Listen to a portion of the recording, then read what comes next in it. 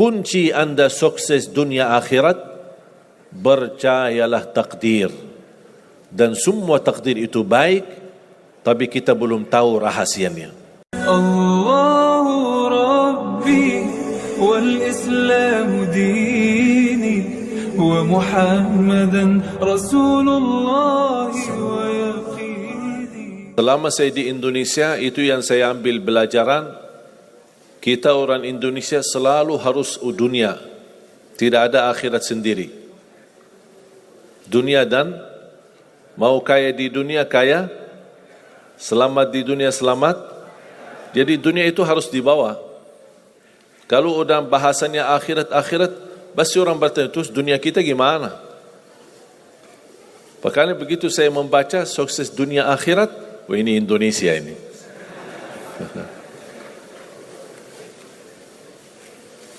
Bahkan hampir setiap ibadah kita pasti yang dikejar dunia.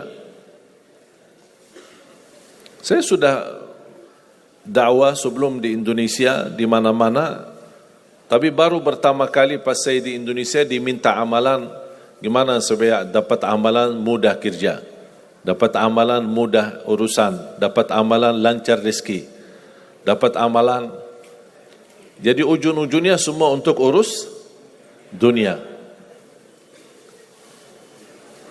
Makanya saya buatkan satu buku. Habis saya sudah fahami dan belajari karakter orang Indonesia. Orang Indonesia dah mau yang ribet-ribet, mau yang mudah, yang enak dan masuk surga. Betul? Makanya saya buatkan satu buku, 20 amalan mudah tapi pahalanya sangat menakjubkan. Mudah diingat, mudah dihafal, mudah diamalkan, tapi pahalanya sangat luar biasa.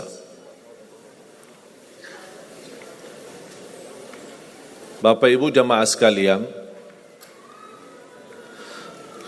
kalau benar-benar ingin anda sukses dunia akhirat, harus kita percaya sepenuhnya takdir. Kuncinya di situ. Percaya sepenuhnya takdir. Takdir itu menjadi salah satu rukun iman. Rukun iman ada berapa? 6. Rukun Islam 5. Salat berapa waktu? 5 atau 4? Yakin 5. Soalnya benar tak salat subuh?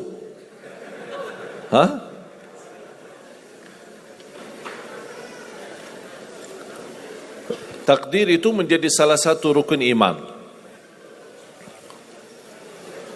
Tapi banyak di antara kita yang belum percaya sepenuhnya soal takdir. Dan kita sifat manusia, mohon maaf, suka tidak adil. Contoh, kalau Allah berikan karunia, nikmat, pertama kita lupa bersyukur. Yang kedua, kita tidak pernah berkata sama Allah, ya Allah kenapa aku dapat nikmat ini? Tapi sebaliknya, kalau kita diuji oleh Allah, kita kurang sabar, dan kita bertanya sama Allah, ya Allah kenapa saya diuji? Faham tak? Kalau kita dapat nikmat, ada enggak orang-orang yang lulus misal ujian, dia berkata, ya Allah kenapa saya lulus ujian? Tak pernah. Tapi kalau dia tidak lulus, dia bilang apa? Ya Allah kenapa saya tidak lulus? Ketika ditimpa musibah, dia selalu merasa nyesal atau merasa sakit hati, tersinggung. Berkata sama Allah, kenapa saya diuji? Padahal saya orang baik. Saya jaga salat, saya berusaha mendekat sama Allah. Tapi saya merasa bertambah berat ujiannya. Tapi sebaliknya, ketika diberikan nikmat, dia tidak pernah menyebutkan, ya Allah kenapa saya mendapatkan nikmat ini? Kayaknya si fulan lebih fantas mendapatkan nikmat. Itu tanda manusia tidak adil.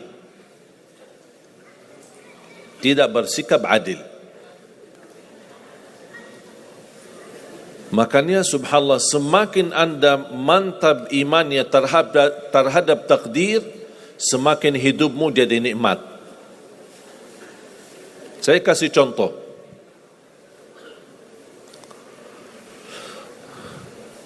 Tidak ada persoalan masalah takdir baik. Itu bukan masalah bagi kita. Justru kita bertambah senang kalau kita mendapatkan takdir yang baik. Tapi yang menjadi persoalan bermasalah bagi kita adalah takdir buruk. Ketika ditimpa musibah, ketika ada ujian, ada sakit, kesulitan, penghasilan yang tidak mencukupi, dan banyak masalah keluarga, masalah rezeki, masalah sama majikan, masalah di kerjaan, itu yang membuat banyak beban fikiran.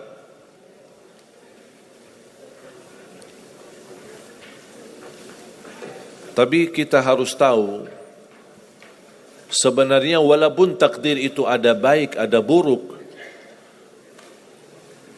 kenyataannya buruk, nampaknya buruk, tapi hakikatnya baik. Hakikatnya baik. Tapi kapan kita bisa tahu takdir yang buruk ini bisa menjadi baik bagi kita? Belum tentu sesaat terjadi ujian itu. Bisa jadi belakangan, bahkan bisa menjadi sekian lama baru kita tahu dan sadar ternyata takdir itu baik bagi kita.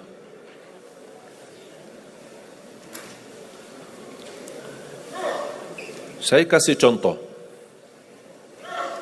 melalui cerita.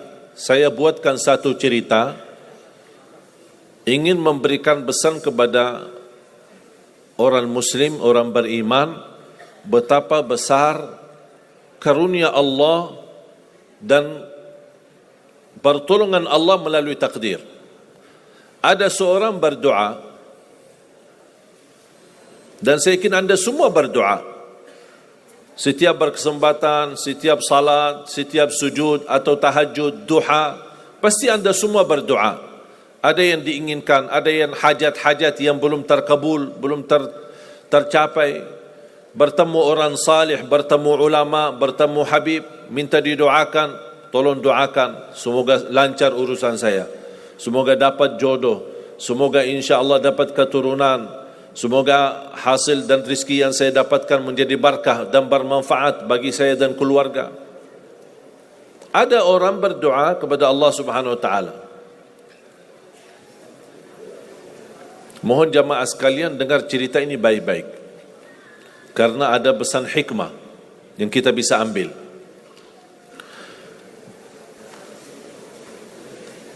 Orang ini berdoa tapi tidak melebihi selain doa meminta jodoh yang salihah, yang cantik, yang kaya. Itu aja doanya, tak ada yang lain. Setiap salat, ya Allah, jodoh yang salihah, yang cantik, yang kaya. Tahajud, ya Allah, jodoh yang salihah, yang cantik, yang kaya. Doa pas buka puasa, itu aja doa, tak ada yang lain. Tak minta ampun, tidak minta rahmat, tidak minta karunia, tidak minta keselamatan.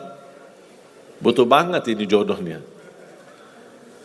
Dapat rezeki sedikit, dapat kemudahan berangkat haji. Selama dia berhaji, selama dia tawaf 7 kali, itu aja doanya.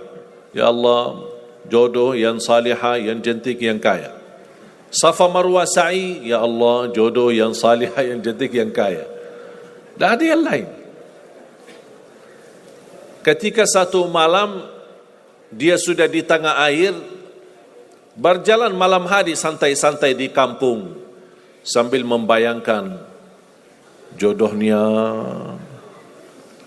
menghayal bagaimana cantiknya.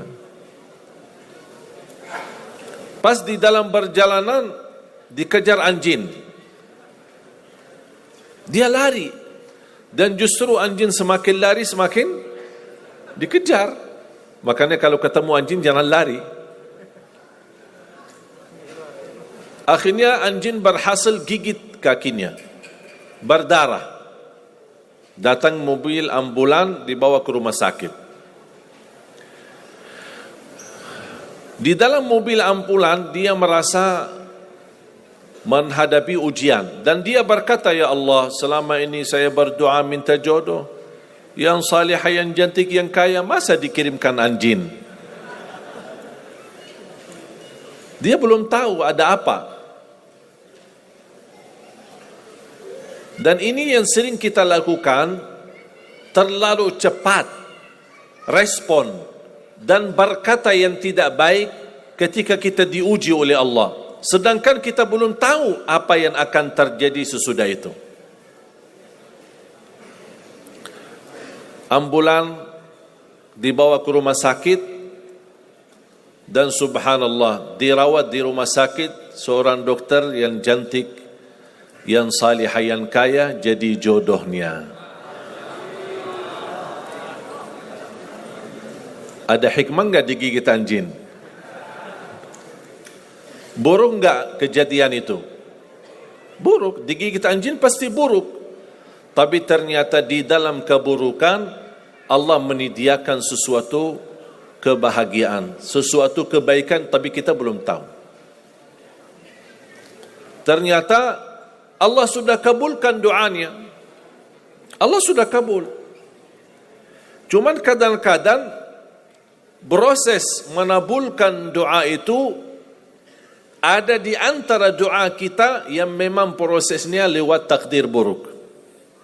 Allah sudah kabul. Kata Allah, aku sudah kasih. Tapi tunggu. Seperti ini orang, doanya terus, ya Allah jodoh yang salih, yang cantik, yang kaya, jodoh yang salih, yang cantik, yang kaya. Allah sudah kabulkan doanya, tapi jodohnya ada di rumah sakit. Berarti harus sakit dulu. Gimana cara sakit dulu? Allah punya bermacam cara, berbagai macam cara. Bisa sakit, tiba-tiba sakit, bisa apa saja alasannya. Di antaranya tentara Allah yang ada di bumi, semua yang bernyawa makhluk Allah, patuh dan taat kepada Allah Subhanahu wa taala. Di antaranya anjing. Allah perintahkan gigit si fulan biar ketemu jodohnya di rumah sakit. Jalanin tugas. Memang kita menyesal ketika terjadi kecelakaan, tapi kita tidak tahu apa hikmah di belakang kecelakaan itu. Dan sering saya bilang sama jamaah, mudah-mudahan Allah kabulkan semua hajat-hajatmu. Walaupun digigit, mau enggak digigit anjing dulu?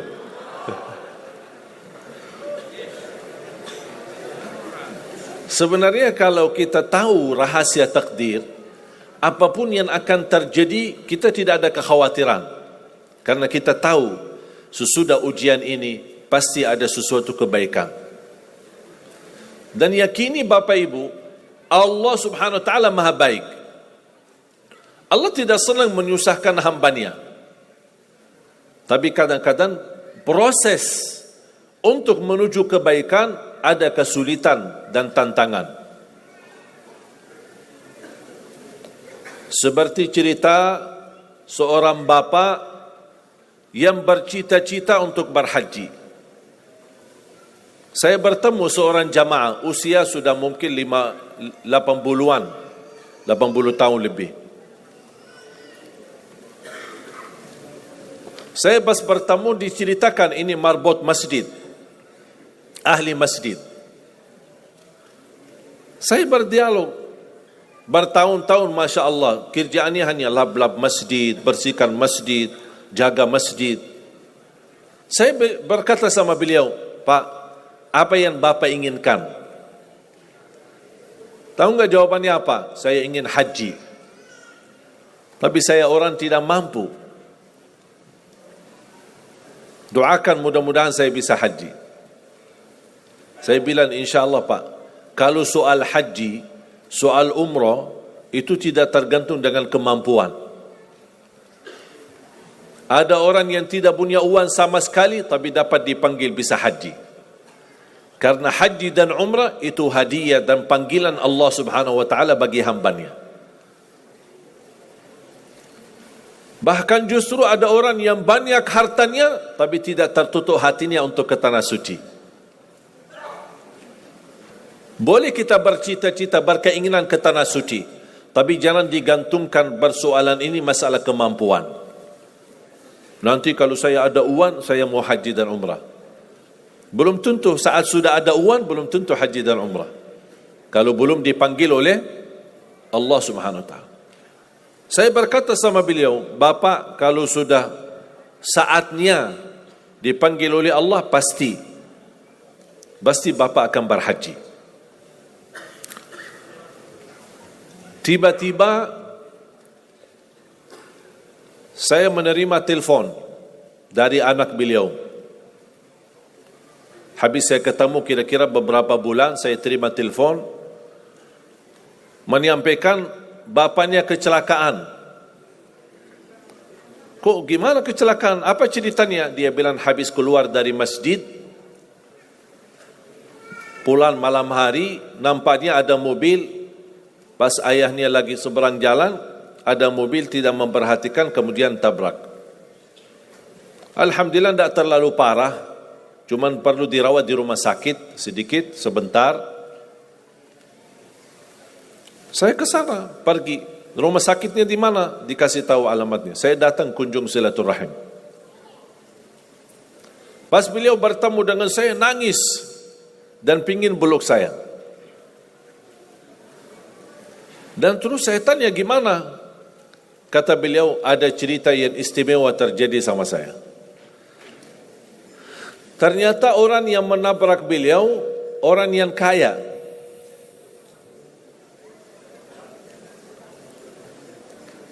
Habis itu, orang yang kaya minta maaf sama si bapak ini. Mohon maaf Pak Haji, mohon maaf Pak Haji. Beliau tambah nangis. Orang kaya bingung, ya kenapa setiap mohon maaf, malah nangis dia. Ditanya kenapa Pak nangis, sakit? Tidak, karena Bapak dari tadi bilang Pak Haji, sedangkan saya belum haji. Tertutup hati orang yang kaya, yang dia sediakan biaya haji dan bisa berangkat. Dan kata beliau, betul apa yang disampaikan ketika pertama kali bertemu. Kalau sudah saatnya dipanggil oleh Allah, pasti bisa ke tanah suci. Walaupun ditabrak mobil. Berarti intinya apa? Apa yang saya ingin sampaikan, jangan ada yang merasa menoluh atau merasa sakit hati atau merasa tersinggung ketika menghadapi ujian. Merasa belum terkabul keinginannya, Allah sudah kabulkan. InsyaAllah tidak ada di antara kita yang ditolak doanya. Cuman kita mohon maaf kadang-kadang buru-buru. Ingin selalu semuanya cepat. Kadang-kadang kalau terlalu cepat apa yang kita inginkan kita dapat, itu bahaya juga. Dan Allah ingatkan, kalau manusia, Allah tidak sulit menjadikan manusia semuanya kaya. Kalau sekarang saya bertanya, mau enggak semuanya jadi orang kaya? Pasti mau, siapa yang tidak mau? Coba bayangkan, kira-kira sulitlah bagi Allah menjadikan semua manusia di bumi kaya raya? Sulit tidak? Tapi pertanyaan saya, kira-kira berjalan hidup kita enggak kalau kita semuanya kaya? Bisa berjalan lancar? Masa enggak? Semuanya kaya raya. Gimana kehidupan kita sehari-hari? Berjalan lancar tidak? Kenapa tidak? Saking banyak kekayaannya. Kalau semuanya kaya, memang sulit menjalani kehidupan. Contoh, cari supir, siapa yang mau supirin kita? sama-sama kaya. Datang minta tolong sama teman, boleh nggak ini cariin supir? Aku aja lagi cari supir, dah dapat. Mau punya perusahaan sendiri, butuh tenaga kerja kan? Semuanya orang kaya. Buat apa kalau mereka semua kaya, masing-masing punya pabrik, tapi tidak ada yang bekerja? Sulit nggak jalan hidup? Sulit. Sama sebaliknya, kalau semuanya di bumi miskin, susah. Kira-kira gimana hidup kita? Ya susah juga. Tidak bisa lancar hidup di dunia. Setiap ada orang datang minta tolong, Pak, apalagi saya Pak? Saya aja susah. Tapi makanya ada hikmah. Allah menjadikan ada yang kaya, ada yang miskin. Yang kaya menutupi kebutuhan yang miskin, miskin juga menutupi kebutuhan yang kaya, saling mengisi. Supaya apa? Supaya dunia ini berjalan, hidup kita berjalan. Tapi coba bayangkan kalau semua orang kaya tidak mau membantu orang miskin, dan semua orang miskin sombong dan mau melayani orang kaya, gimana kehidupan kita? Susah. Makanya jemaah sekalian, kunci anda sukses dunia akhirat, percayalah takdir. Dan semua takdir itu baik, tapi kita belum tahu rahasianya.